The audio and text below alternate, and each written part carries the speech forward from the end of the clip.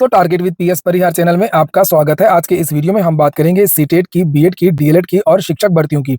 तो वीडियो को जल्दी से लाइक कर दें, शेयर कर दें। जिन छात्रों ने चैनल को अभी भी सब्सक्राइब न किया हो तो जल्दी से सब्सक्राइब कर लें ताकि आप लोगों को इसी प्रकार की ऑथेंटिक अपडेट से सबसे पहले मिलती रहे। बात कर लेते हैं सबसे पहले एक हाईकोर्ट के आदेश की। जैसे यहाँ पर लिखा है, बिना सीटेट, बीएड और डीएलएड के जो शिक्षक हैं वो अब बाहर होंगे। ये कल का समाचार पत्र है। कल मैंने इसके बारे में थोड़ा-सा जानकारी भी दी थी, लेकिन चूँकि सूचना सुबह की वीडियो में बहुत ज़्यादा हो जाती हैं, तो इसलिए ज़्यादा चर्चा हो नहीं पाती है। तो ये देखिए, ये एक बहुत बड़ा आदेश है और अब ये साफ कर दिया गया है कि जो प्राइवेट विद्यालय मनमानी करते थे, यानी कि अयोग्य शिक्षकों से विद्यार्थियों को शिक्षा दिलवाते थे और उसका कारण ये होता था कि कम वेतन देना पड़ेगा।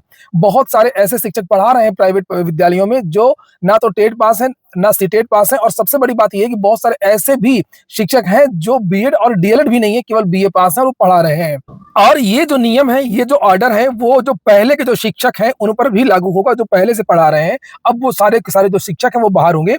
यहाँ पर पहले प्रमुख बिंदु देख लीजिए, पहले हम उसके बाद में हम चर्चा करेंगे।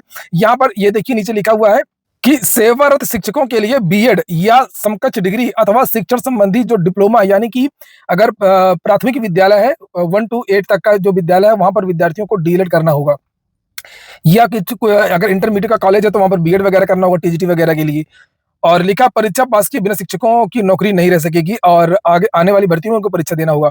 नई नियुक्तियों में भी इस नियम का पालन करना होगा। एनसीटीई 4 सप्ताह में देश भर में परीक्षा की योजना बनाए, जो ये अयोग्य शिक्षक पढ़ा रहे हैं।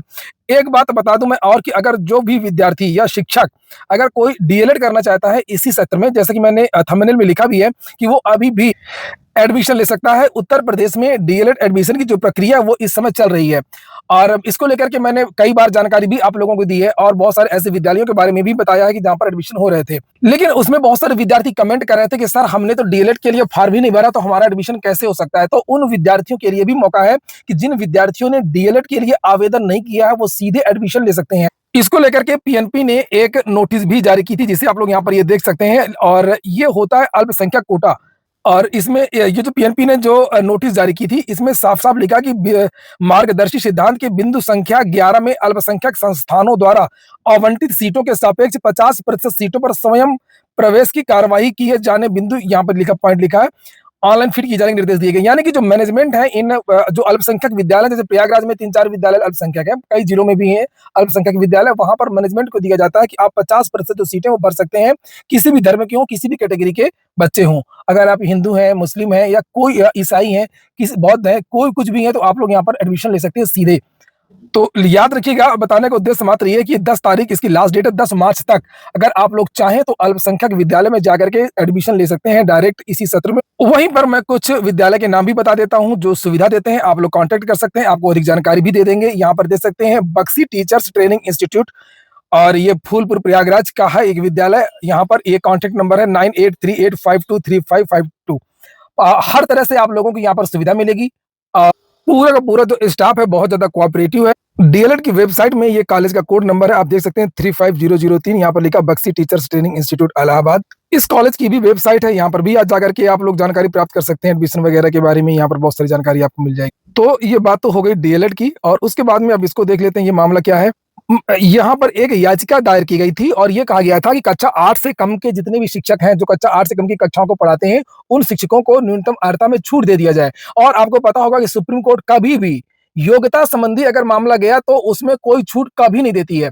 शिक्षा मित्रों का कट ऑफ का मामला हो, कोई छूट नहीं दी गई। शिक्षा मित्रों को टीटी वाला मामला हो कि छूट दे दी जाए, उनको ऐसे ही समायोजित कर दिया गया था सपा सरकार में, कोई छूट नहीं दी गई। और इस तरह के बहुत सारे आदेश आए और इसी तरीके से यहाँ पर भी जो चाहे जो कोर्ट हो, हाई कोर्ट या सुप्रीम कोर्ट, ये मामला तो हाई कोर्ट का है, तो यहाँ से भी कोई राहत नहीं दी गई। यहाँ पर लिखा है कि अधिवक्ता खगेश बी झा और अधिवक्ता शिखा शर्मा बग्गा ने जनहित याचिका दायर की थी। याचिका में यह कहा गया था कि राष्ट्रीय अध्यापक शिक्षा परिषद ने, यानी एनसीटीई ने 23 अगस्त 2010 की अधिसूचना खंड 4 में संशोधन किया है, मगर कक्षा 1 से लेकर के 8वीं तक की शिक्षक की नियुक्ति के समय न्यूनतम योग्यता माफ कर दी जा रही है। यदि उस शिक्षक की नियुक्ति अधिसूचना जारी हुई होने से पहले हुई थी तो जनहित याचिका में यह कहा गया है कि राष्ट्रीय अध्यापक शिक्षा परिषद का यह निर्णय छात्रों के भविष्य के साथ में खिलवाड़ करने वाला है। हाई कोर्ट ने इसे गंभीरता से लिया और आदेश दिया कि सभी शिक्षकों को सीटेट की परीक्षा से गुजरना होगा, उसके बाद ही वे अपनी नौकरी बचा पाएंगे। हालांकि ये मामला हाई कोर्ट का है, अभी सुनवाई हो रही है, अभी सुप्रीम कोर्ट में जाएगा, सुप्रीम कोर्ट भी ऐसा ही ऑर्डर देगी। सुप्रीम कोर्ट योग्यता में कोई भी छूट नहीं देगी। और अगली जो सूचना है वो है डीएलएड 4th सेमेस्टर के बारे में विद्यार्थी पूछ रहे थे। तो अभी जो जानकारी मिली है, सूत्रों के हवाले से जानकारी ये दी गई है कि 4th सेमेस्टर की परीक्षा में अभी टाइम लगेगा। आपसे फॉर्म भरवा ही लिया गया है और ये अभी बोर्ड के एग्ज़ाम चल रहे हैं, एग्ज़ाम सेंटर नहीं मिल पा रहे हैं, यूपी बोर्ड के एग्ज़ाम चल रहे हैं, आपको पता होगा। होली भी है, तो होली के बाद में मार्च के महीने में लास्ट में आप लोगों की जो परीक्षाएँ वो हो सकती हैं। 20 तारीख तक आप लोगों को वेट करना होगा, ये कहा गया है 20 मार्च तक आप लोग इंतज़ार करिए। आप लोगों की जो परीक्षा है वो 20 मार्च के बाद हो सकती है। चलिए अब बात कर लेते हैं प्राथमिक शिक्षक भर्ती की। प्राथमिक शिक्षक भर्ती का जो संशय है वो बिल्कुल बरकरार है। संशय आप लोगों का जल्द समाप्त हो जाएगा। बस केवल ज़्यादा से ज़्यादा आपकी बस ये परीक्षा हो जाए टीजीटी और पीजीटी की। शिक्षा सेवा चयन आयोग अभी टीजीटी, पीजीटी में लगा हुआ है। हालाँकि रिक्त पदों का अधियाचन उसने मँगाया है, तो जैसे ही रिक्त पदों का अधियाचन पहुँचता है, वैसे स्थिति साफ हो जाएगी कि आखिरकार जो अधियाचन है वो आया है कि नहीं आया है। जब रिक्त पदों का अधियाचन शिक्षा सेवा चयन आयोग में पहुँच जाएगा, उसके बाद में शिक्षा सेवा चयन आयोग फिर सरकार से अनुमति माँगेगा। जैसा कि शिक्षा सेवा चयन आयोग के जो चेयरमैन उन्होंने पहले ही कहा था कि हम हर चीज़ शासन से पूछ-पूछ करके करेंगे। और मामला अभी यही है कि इसमें समाचार ये कल का समाचार पत्र है, कल मैंने इसको लेकर के वीडियो भी बनाया था। 1,20,000 पद खाली हैं केवल प्राथमिक में, ठीक है? उसके अलावा टीजीटी, पीजीटी के अलग से खाली हैं 34,500। अभी चयन आयोग को नहीं भेजे हैं रिक्त पद, तो जब रिक्त पद आ जाएँगे, तब देखेंगे कि भर्ती आएगी या नहीं आएगी। तो हालाँकि बेसिक शिक्षा मंत्री का विधानसभा में बयान आया था कि हमारा अनुपात समानुपात पूरा है, भर्ती करने की हमारी कोई योजना नहीं है। लेकिन जब डाटा आ जाएगा, तब देखेंगे कि आखिरकार सरकार क्या करती है, क्या नहीं करती है। तो आप लोगों को लगभग 2 महीने आपको इंतज़ार करना होगा। हो जाने दीजिए ये टीजीटी, पीजीटी की परीक्षा, यूपी बोर्ड का एग्ज़ाम और रिक्त पदों का जो अधियाचन है वो आने दीजिए। सारी की सारी जो तस्वीर है तभी स्पष्ट हो पाएगी, अभी बहुत कुछ बता पाना मुश्किल है। अब देखते हैं हम लोग, एक और सूचना है 29,334 शिक्षक भर्ती की। तो ये समाजवादी पार्टी की सरकार थी उस समय, 2013 में एक शिक्षक भर्ती आई थी विज्ञान वर्ग की, जूनियर की। और उसमें से काउंसलिंग में हुई, बहुत सारी काउंसलिंग हुई, बहुत सारे लोग नियुक्त हुए और बाद में जो काउंसलिंग हुई थी, तब तक सरकार बदल गई और सरकार ने काउंसलिंग की जो प्रक्रिया है वो रोक दी थी 23 मार्च 2017 को, 8वें राउंड की काउंसलिंग। सरकार ने रोक इसलिए दिया क्योंकि कुछ विद्यार्थियों ने कहा कि इसमें धांधली हुई है। हालाँकि जो वो भर्ती थी वो एकेडमिक के आधार पर हुई थी। फिर लिखा, ऐसे में अभ्यर्थियों ने रिक्त पदों पर चयन करने के लिए हाई कोर्ट में याचिका लगाई कि जो पद शेष रह गए 29,000 शिक्षक भर्ती के, उन पदों को भरा जाए। हाई कोर्ट ने 2 महीने में भर्ती पूरी करने का आदेश दिया, लेकिन सरकार अपील में चली गई। सरकार भर्तियाँ करना ही नहीं चाहती है, ना उसका निस्तारण करना चाहती है कि इसका निस्तारण हो जाए, ये मामला समाप्त हो जाए, तो नई भर्ती आए।